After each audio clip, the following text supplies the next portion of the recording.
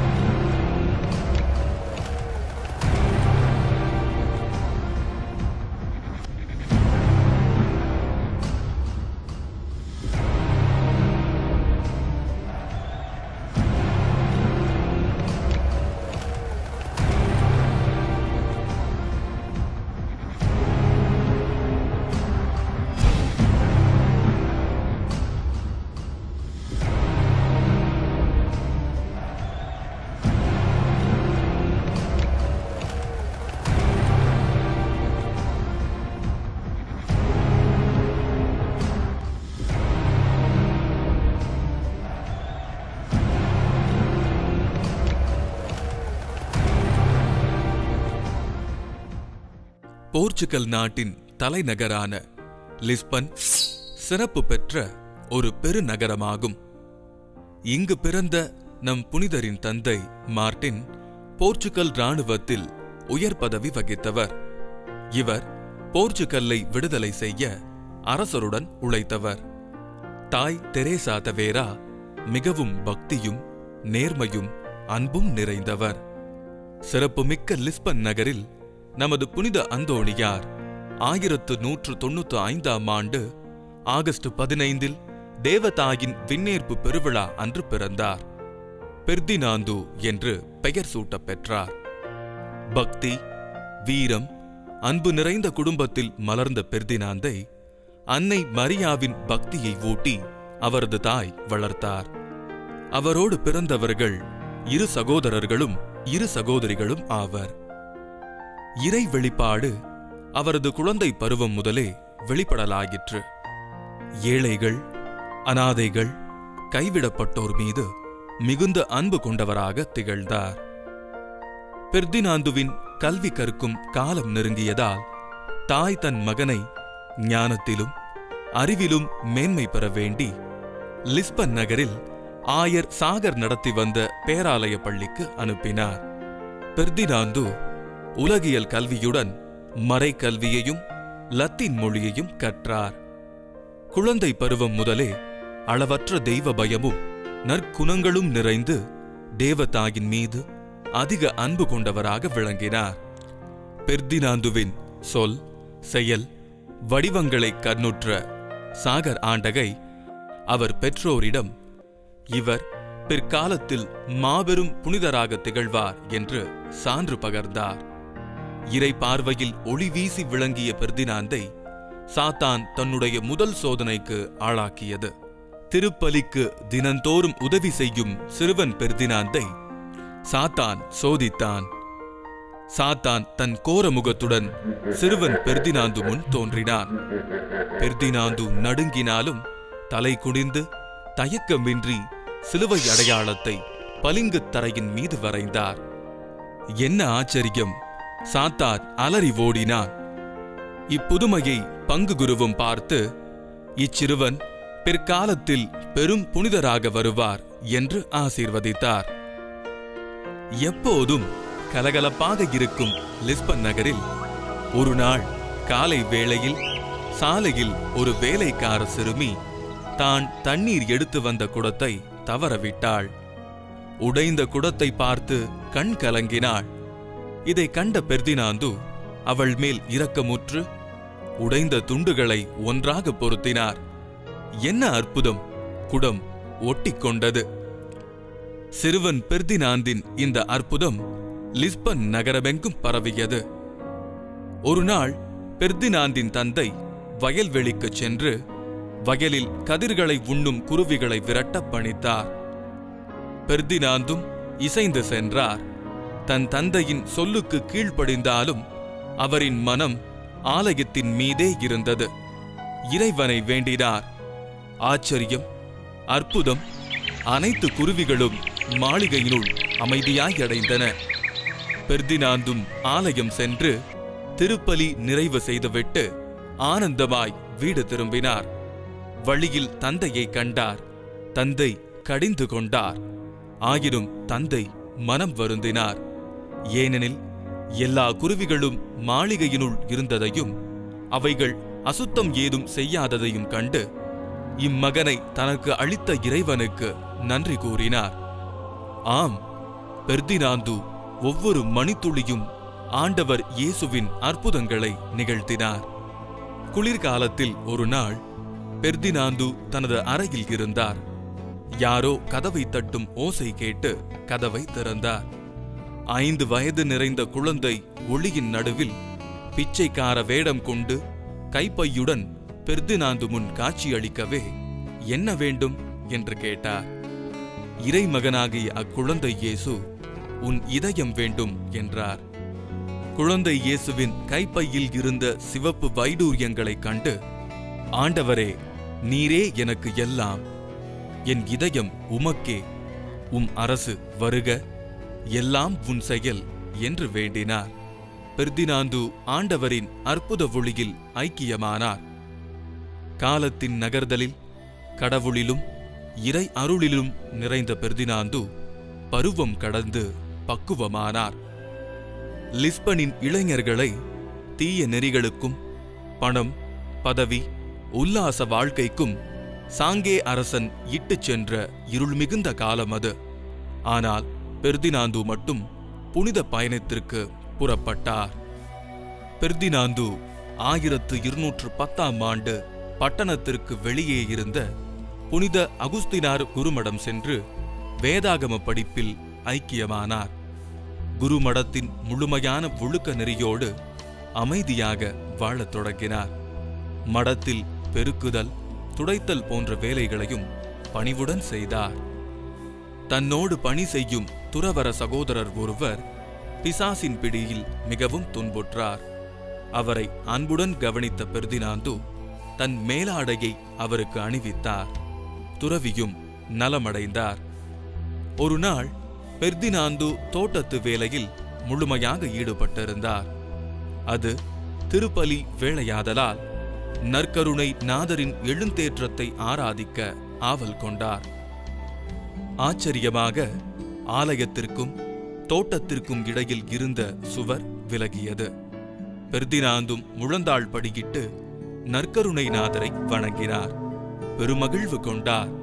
மீண்டும் சுவர் முன்போலாகியது. தான் பெற்ற இறை அனுபவத்தை தனது குருமட மேலாளரிடம் கூறி ஆனந்தம் அடைந்தார்.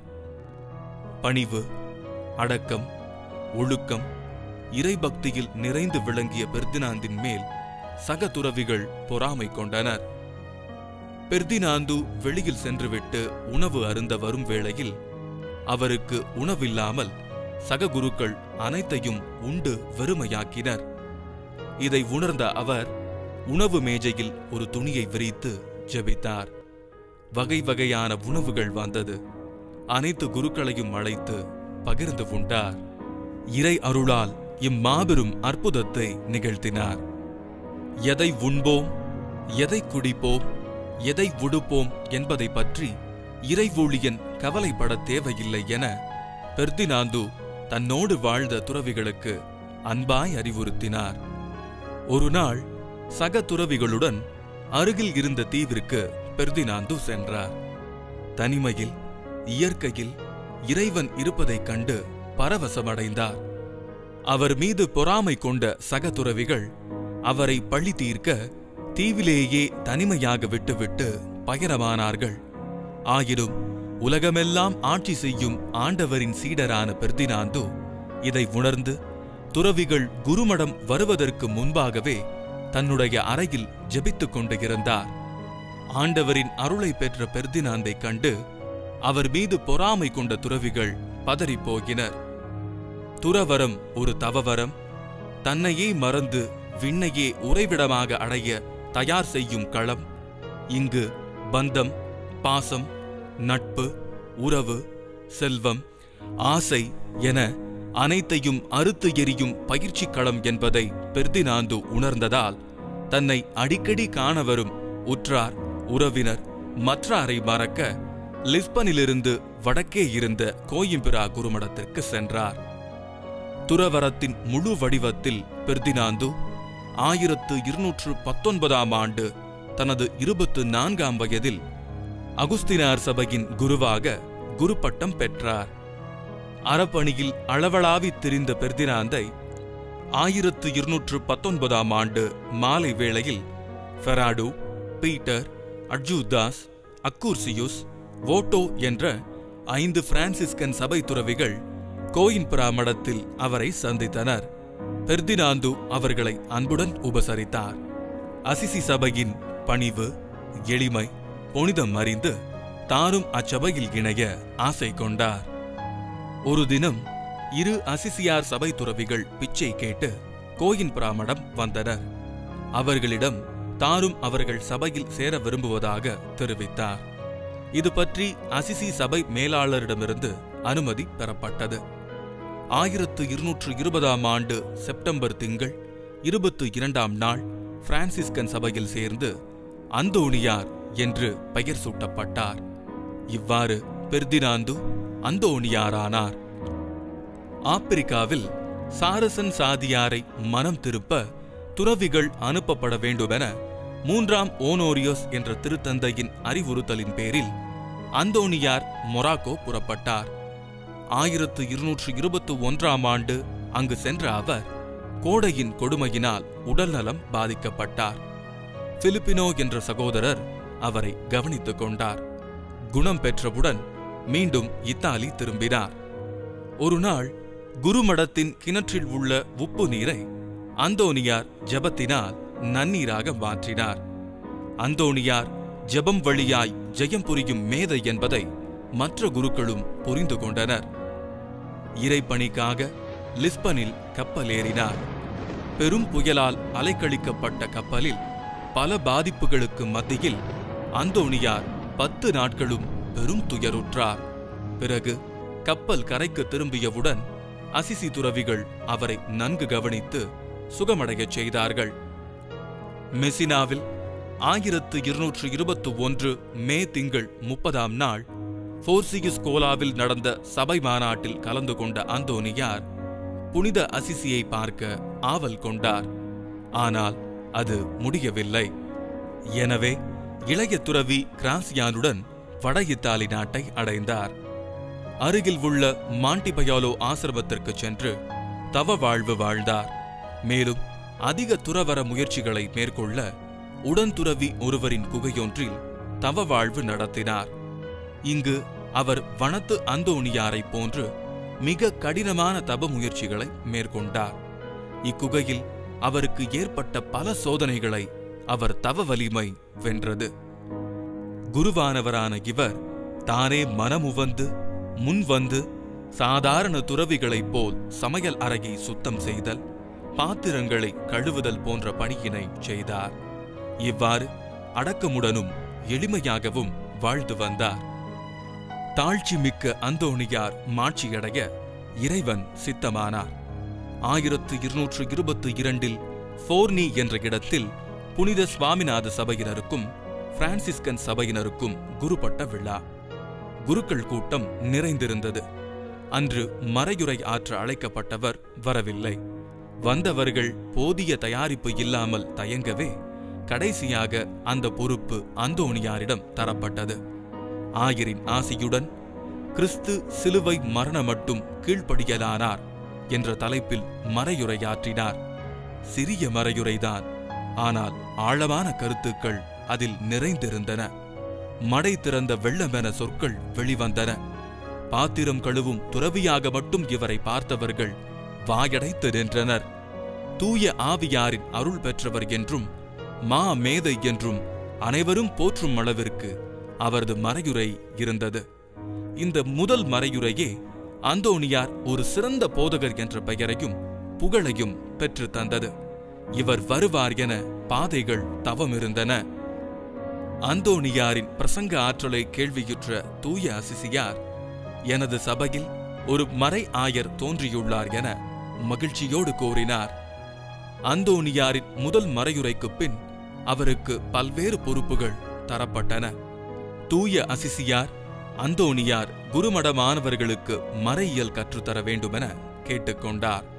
அதனை ஏற்று ஃபலோனாவிலும் பிரான்ஸ் நாட்டு தூலூஸிலும் மறையியல் ஆசிரியராக பணியாற்றினார். ரிமினி நகரத்தில் உள்ள கத்தோலிக்க கிறிஸ்தவர்களை பிரிவினை சபையைச் சேர்ந்தவர்கள் மாற்று பாதையில் அழைத்துச் சென்றனர். 1220ஆம் ஆண்டு வேதம் போதித்த மறை ஆயரையும் கொலை செய்தனர். 2 ஆண்டுகளுக்குப் பின் சபை மேலாளர் ரிமினி நகருக்கு அந்தோணியாரை அனுப்பி வைத்தார். அங்கு உள்ள மக்கள் யாரும் அவருடைய போதனைகளை கேட்க விரும்பவில்லை. அது மட்டுமின்றி அவருக்கு அரசின் ஆதரவுடன் பல நெருக்கடியும் கொடுத்தனர். ஒருமுறை மக்களுக்கு போதித்துக் கொண்டிருக்கும் போது யாரும் அவருடைய வார்த்தைகளை கேட்கவில்லை. உடனே அந்தோணியார் கடற்கரைக்கு சென்று போதிக்கத் தொடங்கினார்.